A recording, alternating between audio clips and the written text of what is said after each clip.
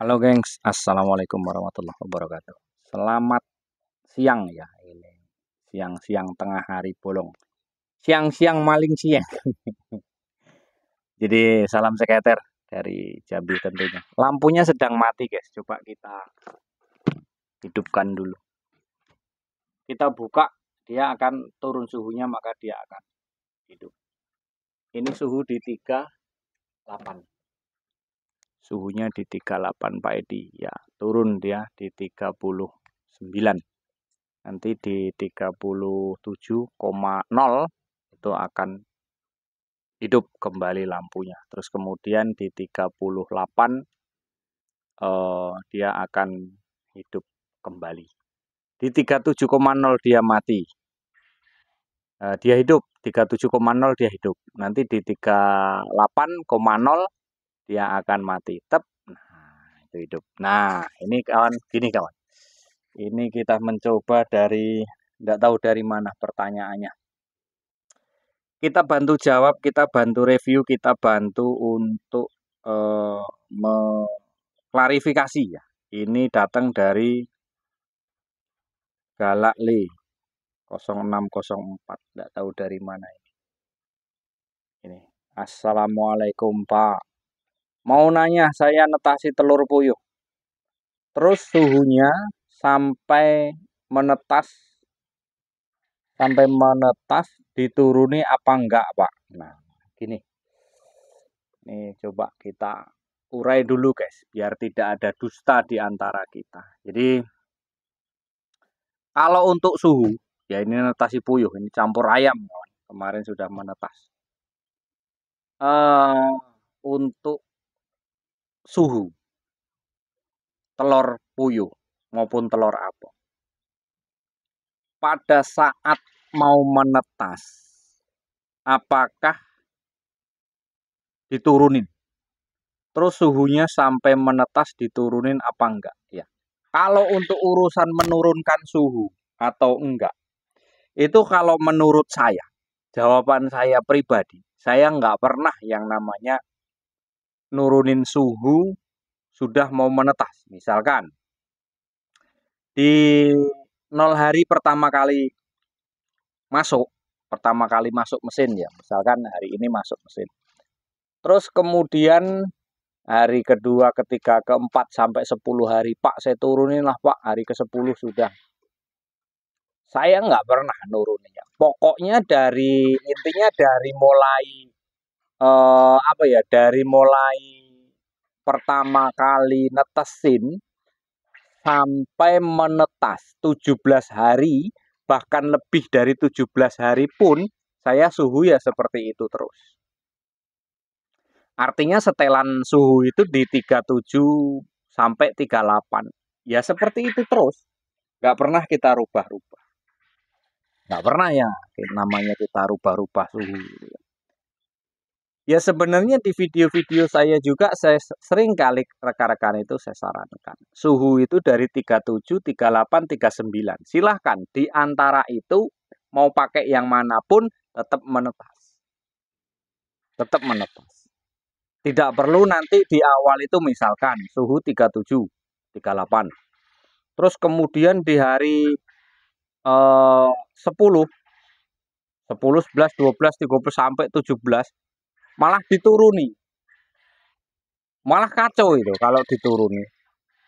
Kalau dinaikkan masih mending, tapi kalau diturunkan dari 37 atau diturunkan 0,5 derajat juga bisa sih, setengah derajat. Artinya di 37,5 nanti mati, kemudian turun di 37 nanti hidup, itu bisa juga. Cuman kalau menurut hemat saya itu mending nggak usah dituruni, biarkan saja suhunya itu seperti itu. Nah, ini coba kita tutup. Nah, kalau untuk suhu, seumpamanya suhu kelembapan turun Pak, bantu saja dengan semprot. Ada di video saya gitu. Nah, hal yang perlu diperhatikan di sini kita buka kita tutup dulu sebentar, nanti dia mati lampunya mundur. Nah, di 38 mati ya. Hal yang perlu diperhatikan dalam menetaskan puyuh itu ini. Ini perlu digerakkan di 3 jam sekali atau di mana waktunya sempet gitu. Terus kemudian yang perlu lagi diperhatikan adalah di bawah ini kawan. Air ya. Ada air di bawah itu, kameranya blur. Ada air di bawah, itu diperhatikan. Ataukah airnya itu berkurang habis atau seperti apa? Ini yang harus diperhatikan. Ya, kalau habis harus ditambah. Karena apa? Penguapan lembab itu dari sini kawan. Tuh. Ya, dari situ. Dari bawah itu. Gunanya air itu kan untuk menambah kelembapan. Andai kata kelembapan belum naik, silahkan bantu semprot.